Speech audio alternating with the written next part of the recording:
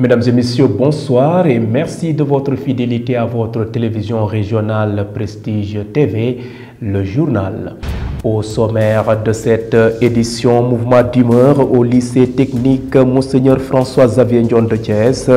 Les élèves ont boycotté les cours ce matin. Motif, ils réclament le paiement de leur bourse. Situé dans la zone des Niayes, le lac Tamna, jadis navigable et très poissonneux, est menacé de disparition. Conscient de cela, la CNCR a organisé un camp écologique de 5 jours pour sensibiliser les populations environnantes. Et puis Thiès a abrité hier la cérémonie de lancement du projet Soutien à la construction, une initiative de l'Union régionale des coopératives de construction et d'habitat de Thiès. Des détails dans cette édition. Le suivi de l'actualité internationale et la page des sports boucleront ce rendez-vous d'information. Merci de votre fidélité. Le développement, c'est après ceci.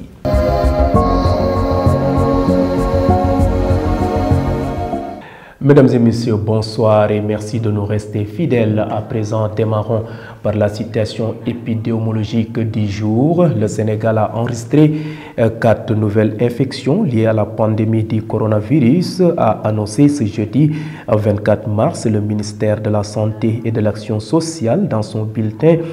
Dans son bilan quotidien, tous les cas sont issus de la transmission communautaire. Sur 1048 tests réalisés, 4 sont revenus positifs, soit un taux de positivité de 0,38%. Ils sont tous issus de la transmission communautaire. 4 patients hospitalisés ont été contrôlés négatifs et déclarés guéris. 4 cas graves sont pris en charge dans les services de réanimation des hôpitaux.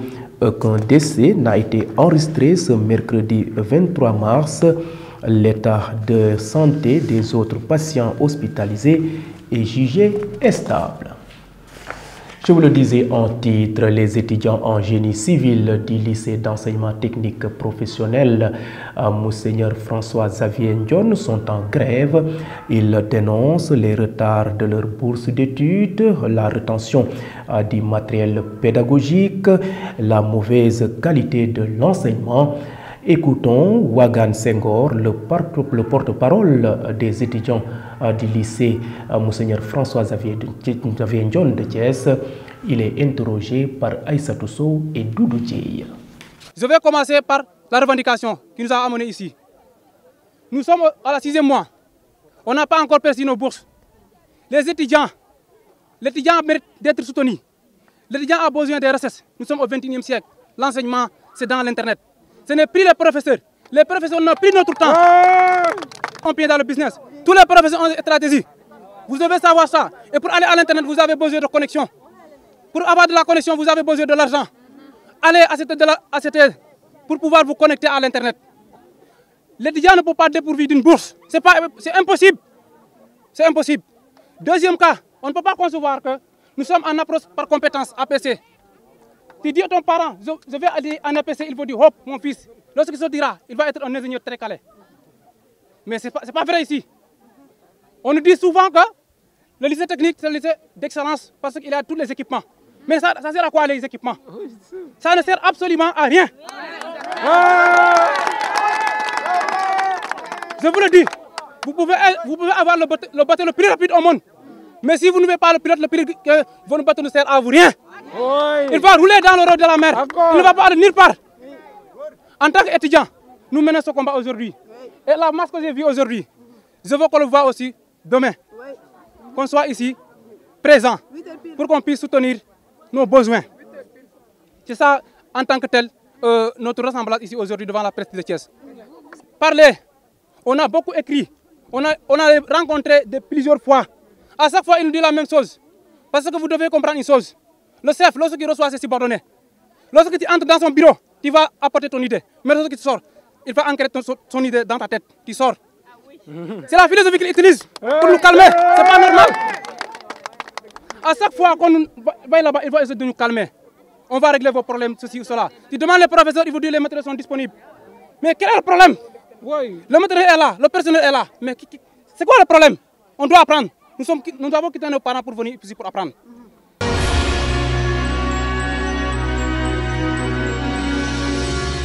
Environnement dans cette édition, le lac Tamna situé dans la commune de Morolan est menacé par les agressions répétitives de l'homme. Un lac où jadis on pêchait des poissons et aujourd'hui sec. Une situation devenue insupportable par les protecteurs de notre environnement naturel. Ainsi, des jeunes venus de la sous-région se sont mobilisés pour voir comment sauver le lac. Écoutons à ce propos El Hadji Thierno Cissé, il est coordonnateur du projet. Nous sommes ici sur le site du lac Tamna dans le cadre du camp de l'agroécologie paysanne pour le climat et la gestion communautaire des ressources naturelles. C'est une initiative lancée par le CNCR et les jeunes ruraux pour sensibiliser particulièrement la relève agricole que constitue la jeunesse sur les enjeux du climat, les questions liées au changement climatique et particulièrement la responsabilité également de l'être humain dans ce phénomène. Donc il s'agira d'un séjour de 5 jours où les jeunes venus des différentes régions du Sénégal, mais également de la sous-région, parce que nous avons su mobiliser notre réseau régional des organisations paysannes, donc notamment le ROPA, qui a fait venir les 13 autres pays de la sous-région. Donc c'est un camp régional qui est là et qui permet à la jeunesse de se retrouver, d'échanger sur les questions liées au climat et à la gestion des ressources naturelles, et particulièrement à la problématique majeure des changements climatiques, pour que, en tout cas, cette jeunesse puisse avoir les compétences et les connaissances pour pouvoir relever le défi. Donc, c'est des sessions de formation, beaucoup de sessions de formation avec des experts qui vont nous venir de l'intérieur du pays, des spécialistes, des universitaires, mais également des leaders paysans qui ont su développer des pratiques, de bonnes pratiques de transition agroécologique, mais également c'est des actions concrètes en termes de reboisement, en termes également d'accompagnement des communautés pour que ces dernières, au-delà du camp, puissent continuer à assumer une gestion responsable de cet espace.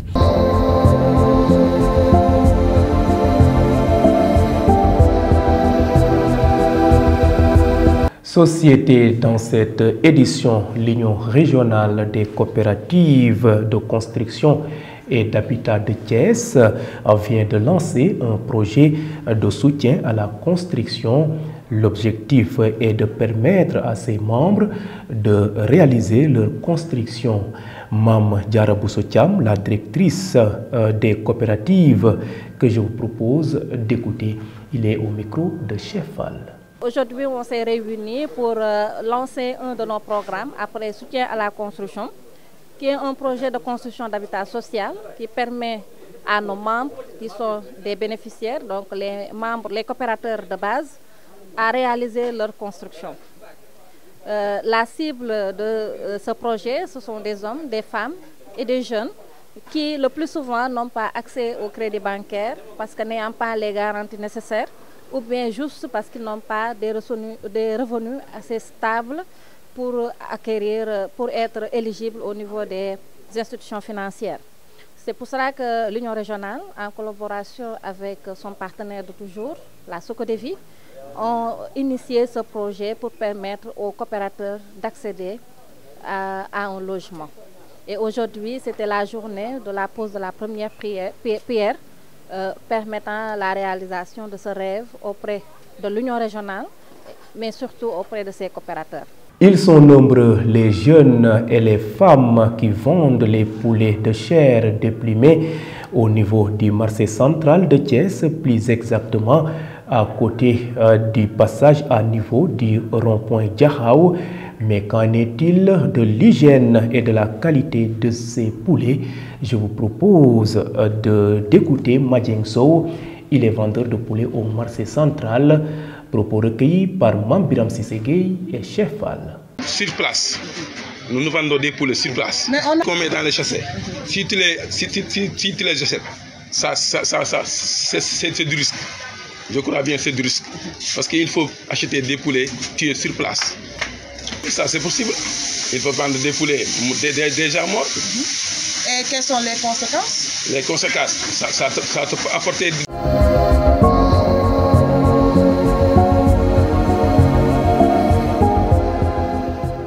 À présent, focus sur ce qui fait l'essentiel de l'actualité nationale de ce jeudi au Sénégal.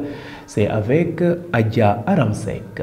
Bienvenue dans cette page de l'actualité nationale. Démarrons avec le président Macky Sall qui rappelle l'importance qu'il accorde au désenclavement des localités et des zones de production. Le chef de l'État a rappelé mercredi en Conseil des ministres l'importance qu'il accorde au désenclavement des localités et des zones de production dans la politique nationale d'aménagement du territoire et de réalisation des infrastructures. Le texte ajoute que le chef de l'État, sous ce rapport, a indiqué avoir engagé la modernisation de nos systèmes de transport terrestre et fluvio-maritime pour accentuer l'équité territoriale et la valorisation optimale du potentiel économique de toutes les localités du pays avec le programme Zéro Bac. Après cela s'ensuit le SYNPICS qui dénonce la mauvaise gestion dans les médias. Le secrétaire général du syndicat des professionnels de l'information et de la communication du Sénégal, Ahmadou Bamba Kassé, a dénoncé mercredi à Dakar la mauvaise gestion de certaines entreprises de presse sénégalaises. J'exprime tout mon soutien aux différents organes de presse pour la mauvaise gestion dont ils sont l'objet, particulièrement au groupe Excaf qui mène un combat de souveraineté nationale, a dit Kassé lors d'une conférence de presse du bureau exécutif national du SYNPICS. Le secrétaire général du SYNPICS a fustigé la violation des droits et libertés syndicaux dans le secteur des médias au Sénégal. Terminons l'actualité nationale en parlant de Mbaling. Le bilan de l'accident survenu ce matin s'alourdit. Un accident mortel est survenu sur la route de Joal à hauteur du pont de Mbaling entre un camion-citerne et un véhicule de marque Dacia. Sur les circonstances de l'accident, le conducteur déclare que le choc frontal a eu lieu sur le pont au moment de croiser le véhicule Dacia qui s'est déporté vers lui. Il a essayé de l'éviter, mais le camion-citerne s'est renversé sur le pont. La personne blessée et évacuée à l'hôpital a finalement succombé à ses blessures, ce qui amène le bilan à 5 personnes décédées. C'était tout pour l'actualité nationale.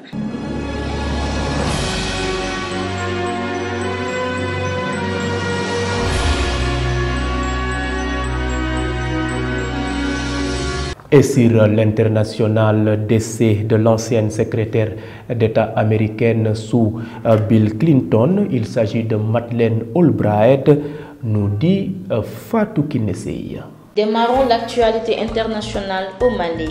Après avoir mis sous embargo en su des sanctions drastiques contre le Mali, la Commission de la Communauté économique des États de l'Afrique de l'Ouest met la pédale douce. En effet, la CEDEAO invite le président de la transition du Mali, le chef de l'État Assimi Goïta, à prendre part aux travaux du sommet extraordinaire qui se tient à Accra ce vendredi. Aux États-Unis, l'ancienne secrétaire d'État américaine Madeleine Albright, première femme à occuper ce poste au sein du gouvernement américain, est décédée mercredi à l'âge de 84 ans, a annoncé sa famille dans un communiqué. Chef de la diplomatie entre 1997 et 2001, dans l'administration du président démocrate Bill Clinton, Madeleine Albright s'est éteinte des suites d'un cancer, précisent ses proches qui saluent une défenseuse infatigable de la démocratie et des droits humains. Terminons l'actualité internationale en Ukraine. Ce jeudi, les pays occidentaux se réunissent à Bruxelles pour 3 sommets. Celui de l'OTAN ce matin et ceux du G7 et du Conseil européen dans l'après-midi. Joe Biden est arrivé cette nuit dans la capitale belge pour participer aux rencontres.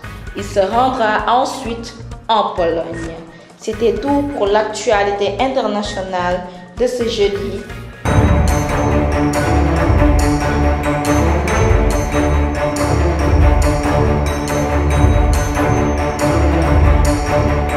L'actualité sportive de ce jeudi, les Scorpions de la Gambie ont confirmé devant les Sao du Tchad ce mercredi en s'imposant 1-0.